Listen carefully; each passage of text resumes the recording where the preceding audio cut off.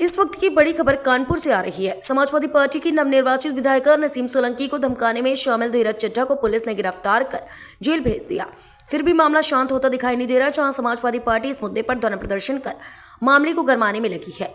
वहीं भाजपा सरकार मुद्दे पर बचाव की मुद्रा में आ गई है और धीरज चड्ढा के साथ अपने संबंधों से पल्ला झाड़ लिया। और इस प्रकार हरकतों की निंदा करते हुए भाजपा जिलाध्यक्ष दीपू पांडे ने कहा कि धीरज चड्ढा के भाजपा कार्यकर्ता होने की जानकारी नहीं है और उसका कृत्य निंदनीय है। दूसरी तरफ समाजवादी पार्टी के नगर महासचिव ने कहा कि विधायक नसीम सोलंकी को अतिरिक्त सुरक्षा की आवश्यकता है। इस प्रकार की धमकी से समाजवादियों को डराया नहीं जा सकता। इस गिरफ्तारी के लिए पुलिस प्रशासन का धन्यवाद, मगर समुचित धाराओं में मुकदमा दर्ज किया जाना इस बात को स्वीकार करता है कि शासन के दबाव में मुकदमे को कमजोर किया गया है। समुचित धाराओं में मुकदमा दर्ज कर पुख्ता सुरक्षा व्यवस्था कड़ी करना चाहिए। जो धमकी दे रहा था लगातार उनके साथ, देखिए वो अभी योगी जी आए थे, बोल के गए थे कि महिला सम्मान को लेके महिला विधायकों को इकट्ठा किया था। तो भाजपा की कथनी और करनी में बड़ा अंतर है, क्योंकि वो अभी तो लेटेस्ट ये इसने कहा, इससे पहले करीब 1 महीने पहले की बात है, तब भी इसने धमकी दी थी। तब भी हम लोगों को पुलिस से सूचना दी थी, कहा था कि इससे हमको जान का खतरा है, लेकिन तब कोई कार्रवाई नहीं। अगर उसी समय पुलिस कार्रवाई कर देती तो आज ये स्थिति ना आती। लेकिन चूंकि फिर भी उन्होंने जो अभद्र भाषा का प्रयोग किया है विधायक के लिए, महिला विधायक के लिए किया है, और हमारे राष्ट्रीय अध्यक्ष पूर्व मुख्यमंत्री माननीय अखिलेश यादव जी के लिए किया है, इससे जनता में और कार्यकर्ताओं और नेताओं में बहुत रोष है। और उसके लिए हमारे समाजवादी पार्टी के यूथ के नेताओं ने रात में धरना भी दिया। पुलिस ने एफआईआर लिखी है, लेकिन पुलिस ने बहुत ही कमजोर धाराओं में एफआईआर लिखी है। मेरी पुलिस कमिश्नर महोदय से मांग है कि ऐसे व्यक्ति को जो खुलेआम विधायकों को धमकी दे रहा है, तो आम जनता के साथ क्या नहीं कर सकता है, इसके खिलाफ सख्त कार्रवाई करें और सख्त धाराओं में मुकदमा लिख के इसके ऊपर कठोर कार्रवाई की जानी चाहिए। आपने भी जिक्र किया ना कि वो पहले ही करते हैं, क्या नसीम सोलंकी जब मंदिर गए कोई गुनाह कर दिया था कि उन्होंने वहां बार बार किसी बात का देखिए, जब प्रत्याशी चुनाव में आता है, वहाँ पे तमाम समाज, हिंदू समाज के लोगों ने विधायक जी से कहा, प्रत्याशी थी, कि आप यहाँ पर दिया जला दीजिए।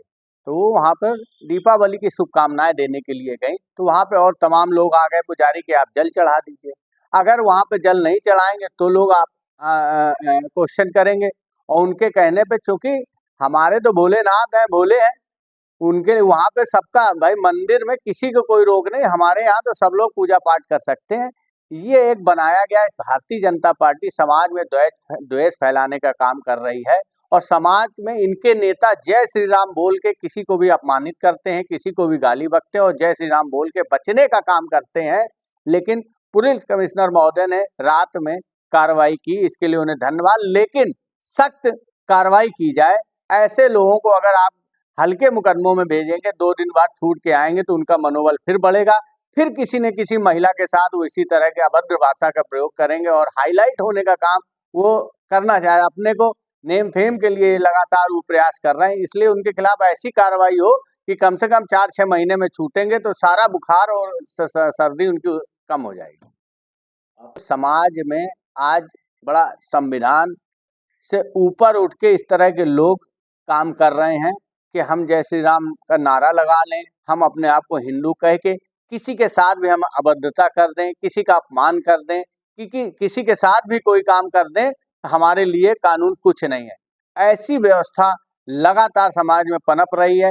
इसका यही कारण है कि जो हमारे बड़े बड़े नेता मंचों से धर्म की बात लगातार कर रहे हैं और द्वेष भावना फैलाने का काम जो लगातार कर रहे हैं, इसके कारण निचले स्तर पे भी ये पनप रहा है। अगर इस तरह की अगर व्यवस्था बनी रही तो आने वाली पीढ़ियों को हम क्या देके जाएंगे? इसी तरह के नारे, तलवार, त्रिशूल, ये नहीं देना। हमें अपने आने वाली पीढ़ियों को कलम देनी है और उन्हें पढ़ा लिखा के मजबूत बनाना है, जिससे कि देश का विकास हो। धर्म के नाम पे जितने भी देश बने हैं हिंदू पूरे विश्व में, वो सब आपस में लड़ रहे हैं, आपस में मर रहे हैं। इसलिए भारत विश्व का सबसे बड़ा लोकतांत्रिक देश है। ये संविधान के अनुसार चलता है। यहाँ संविधान से बड़ा कोई नहीं है। बाबा साहब अम्बेडकर जी ने जो संविधान दिया है, उसी के अनुसार ये देश चलेगा। इसके लिए समाजवादी पार्टी लगातार लड़ाई लड़ रही और लड़ती रहेगी।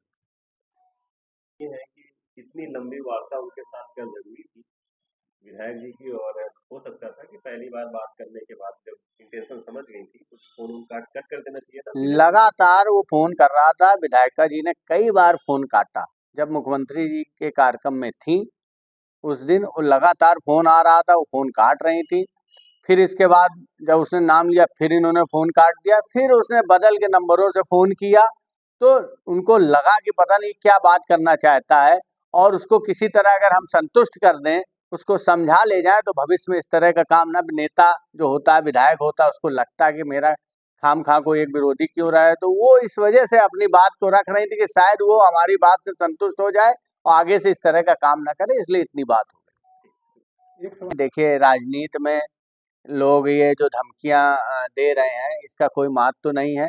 पुलिस प्रशासन का काम है विधायक की सुरक्षा बढ़ाई जाए। हमारे विधायक को इस समय जान माल का खतरा तो है ही है। तमाम अराजक तत्व तो इस तरह कोई भी घटना, चूंकि महिला विधायक है, उनके साथ हो सकती है, इसलिए उनके साथ सुरक्षा बढ़ाई जाए। और ये पुलिस प्रशासन से हमारा निवेदन है कि हाँ, घटना हो सकती है, लेकिन वो डरने वाली नहीं है। वो जनता के बीच रही है और रहेंगी, और हम लोग उनके साथ लगातार खड़े हैं। समाजवादी पार्टी खड़ी है, और जो उस व्यक्ति ने राष्ट्रीय अध्यक्ष जी का अपमान किया है, ये बहुत निंदनीय है। ऐसे लोगों को अगर भारतीय जनता पार्टी बढ़ावा देगी तो निश्चित रूप से समाजवादी पार्टी सड़कों पर उतरकर उसका विरोध करेगी। और अगर गंभीर धाराओं में मुकदमा नहीं लिखा गया, जो अभी बहुत हल्की फुल्की धाराओं में मुकदमा लिख के जेल भेजा गया, अगर गंभीर धाराओं में जल्दी मुकदमा नहीं लिखा गया, कार्रवाई नहीं हुई, तब भी हम लोग आंदोलन के लिए बाध्य होंगे।